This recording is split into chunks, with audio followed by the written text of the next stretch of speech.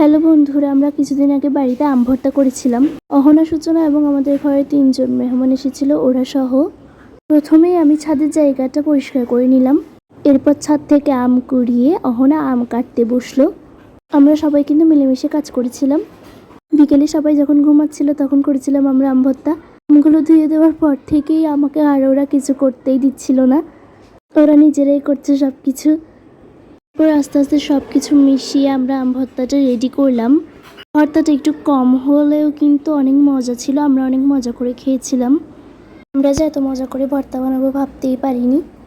আমগুলো গ্রেটারে কুচি করে নিয়ে লবণ, মরিচ এবং চিনিও মিশিয়েছিলাম, সাথে লেবু পাতা দিয়েছিলাম ঘ্রাণ আসার জন্য। আমাদের ভর্তাটা দেখতে যতটা লোভনীয় লাগছে, খেতে কিন্তু দারুণ ছিল। সত্যিই সবাই বলছিল খুব মজা হয়েছে।